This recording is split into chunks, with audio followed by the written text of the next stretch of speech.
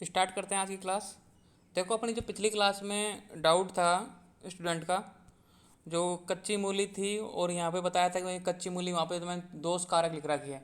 तो ये कच्ची मूली की जगह यहाँ साइड में लिख लेना बाल मूली, मतलब जो जो होती है ना बिल्कुल कच्ची सी होती है सलाद के रूप में, वो मूली की बात हो रही है। मैंने ग्रुप में भेज दिया था पूरे पेज का फ़ोटो, आपने देख लिया होगा। ठीक है, तो कोई भी डाउट हो तो पूछ लिया करो, अपन ग्रुप में तो कर ही लेते हैं डिस्कस, क्लास में भी बता ही देते हैं। आगे बढ़ते हैं, चैप्टर पूरा हो ही गया था, क्वेश्चन रह गए थे अपने इस चैप्टर के। तो क्वेश्चन करते हैं। अध्याय अष्टम, मात्रा सीखती महत्वपूर्ण प्रश्न, मतलब जो चैप्टर नंबर 8 है मात्रा सीखती है। अब सबसे बड़ी बात यह है कि चैप्टरों के नाम आपको याद हैं कि नहीं है, ये आपको याद होने चाहिए। कभी कभी क्वेश्चन आता है ना बड़ा, 10 नंबर से 15 नंबर के 20 नंबर का क्वेश्चन आएगा, मात्रा सीखती अध्याय का विस्तार से वर्णन करो।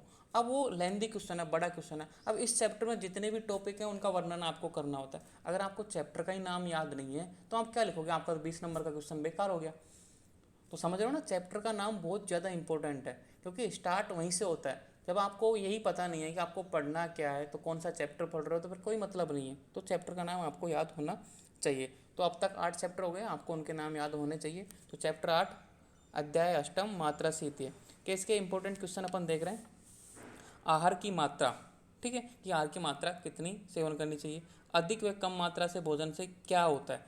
अब देखो ये क्वेश्चन ऐसे हैं, क्वेश्चन हैं 2 नंबर के भी हैं, 5 नंबर के भी हैं, 10 नंबर के भी हैं, 20 नंबर के भी हैं।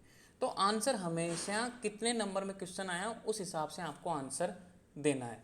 ठीक है, जैसे कि आपने ये क्वेश्चन आ गया, अधिक व कम मात्रा भोजन करने से क्या होता है। छोटा सा क्वेश्चन है, 2 नंबर में आया, तो भाई आपको पता है कि अधिक से दोष रूपित होते हैं, कम से क्या होता है, छोटे छोटे 2 लाइनों में लिखा हुआ। अगर यही क्वेश्चन 10 नंबर में आ जाए, अधिक से कम मात्रा में भोजन से क्या होता है, और यही क्वेश्चन 10 नंबर में आ जाएगा, तो आपको जितने भी है ना रोग बताए थे इस चैप्टर में, अलसक, विसूचिका, डंडलासक, आम विष, सारे लिखने होते हैं। तो क्वेश्चन एक ही रहता है, आंसर चेंज हो जाता है। कैसे? नंबरों के हिसाब से, कि आपको फिर उसको बढ़ा के लिखना होता है।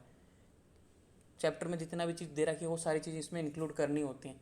तो कभी भी आंसर किससे डिसाइड करना है कि भाई कितने नंबर में क्वेश्चन आया, कि 2 नंबर में आया है, 5 नंबर में आया है, 10 नंबर में आया, उस हिसाब से आपको आंसर देना है। तभी तो मैं हर चैप्टर में डिस्कस करता हूँ क्वेश्चन।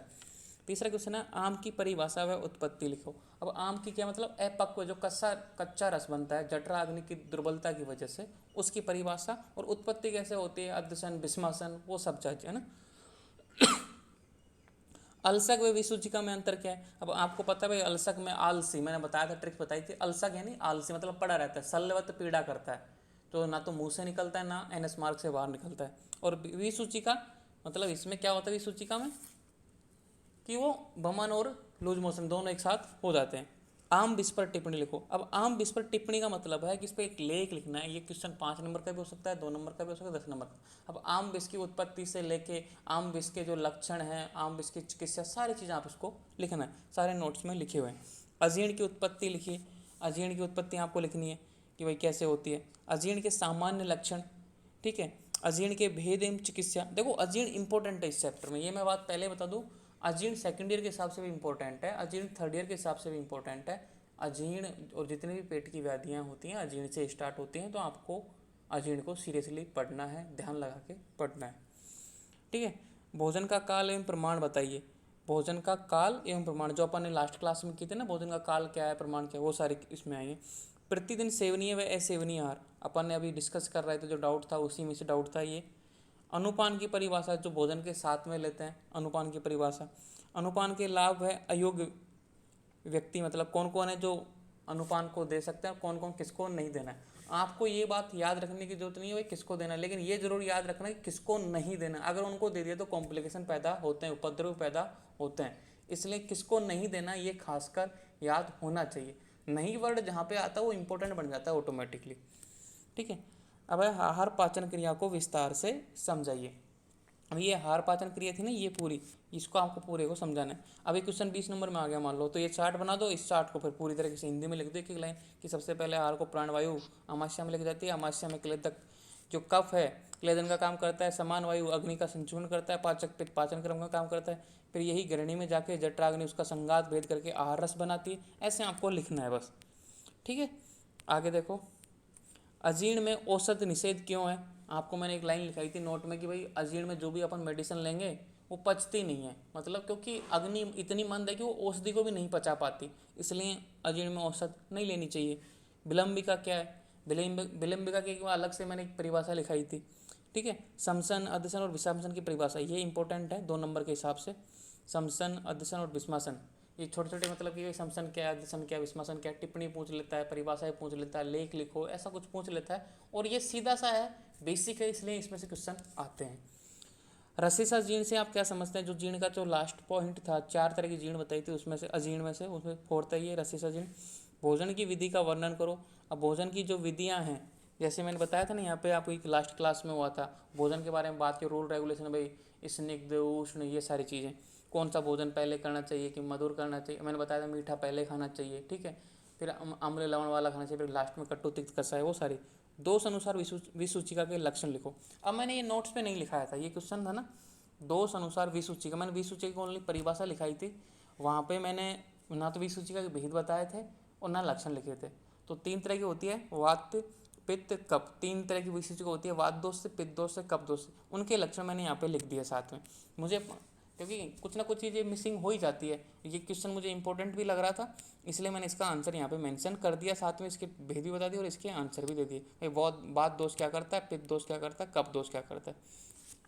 वही है, जहाँ पे दर्द होगा वहाँ वात दोष आएगा, ब्रह्म, आना, कंप, स्तंभ, ये सब वात दोष हैं। पित्त वही ज्वर, अतिसार, अंतर्दाह, प्यास, मूर्छा, ये अंतर्दाह, प्यास, मूर्छा, ये हमेशा जहाँ पित्त दोष आ गया ये आएंगे। भाई ऊष्मा, ठीक है, प्यास लगेगी, जलन होगी, तो ये सब पित्त में आएंगे। कफ में वही बमन, अंगों में भारीपन और वाणी में रुकावट, ये मिलते जुलते हैं, आप इनको रट लो। मतलब हमेशा कोई सा भी आए ना, वात, पित्त, कफ, खाऊं भी अगर एक लक्षण पूछे वात के क्या है तो आपको वेदना लिख देना है, सूल, ब्रह्म, आना, कंप, ये मतलब एक तरह से कॉमन है कि अगर जहाँ वात के संबंधित आ गई तो ये समझ लो कि ये होगा ही, ठीक है। तो मैंने यहाँ पे इसका आंसर मेंशन कर दिया। तो आप बोलोगे सर आपने ये तो लिखाया नहीं, इसलिए मैंने यहाँ पे आंसर कर दिया। मैं पहले ही चेक कर लेता हूँ, क्रॉस चेक करता हूँ कि नोट्स में है कि नहीं है, मैं कुछ दे रहा हूँ उससे पहले ही क्रॉस चेक कर लेता हूँ। अतिवृद्ध विसूचिका की चिकित्सा लिखो। अब मान लो ये वर्ड आया अतिवृद्ध, अब आप घबरा जाओगे, यार ये तो अपन को लिखाया ही नहीं नोट्स में। तो कहने का मतलब विसूचिका की जो चिकित्सा लिखाई है ना, वो आपको यहाँ पे लिखनी है। जो विशेष चिकित्सा लिखाई थी, एक तो सामान्य चिकित्सा होती है, एक होती है विशेष चिकित्सा। विशेष चिकित्सा में मैंने विसूचिका के आगे लिखा हुआ है नोट्स में, देखना आप मिल जाएगी आपको, ठीक है। हेतु विपरीत चिकित्सा का वर्णन करो। अब हेतु विपरीत, व्याधि विपरीत मैंने समझाया था नोट क्लास में, किसने ध्यान दिया होगा तो देखो यहाँ पे जिस वजह से रोग उत्पन्न हुआ है उसके विपरीत चिकित्सा। जैसे किसी व्यक्ति को सिगरेट पीने से कफ आता है, खांसी आती है, तो छोड़ दे भाई, सिगरेट छोड़ दो, बीड़ी छोड़ दो, तंबाकू छोड़ दो, सिंपल सी बात ये है। तो जिस वजह से, जिस आहार पान की वजह से, जिस खान पान की वजह से अपन को रोग उत्पन्न हुआ था, उसी को त्याग दो भाई, हमको ये सेवन नहीं करना, इससे हमारी व्याधि होती है। जैसे एलर्जी, अपन बोलते हैं भाई दही खाने से मेरे शरीर में ऐसे हो जाते हैं, तो दही को छोड़ दो, आप त्याग कर दो, ये होती है हेतु विपरीत चिकित्सा।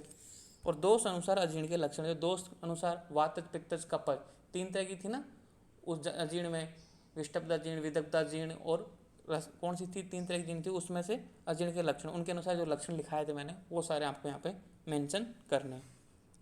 तो मेरा क्वेश्चन समझाने का मतलब ये होता है कि आपको आंसर देने का तरीका आना चाहिए।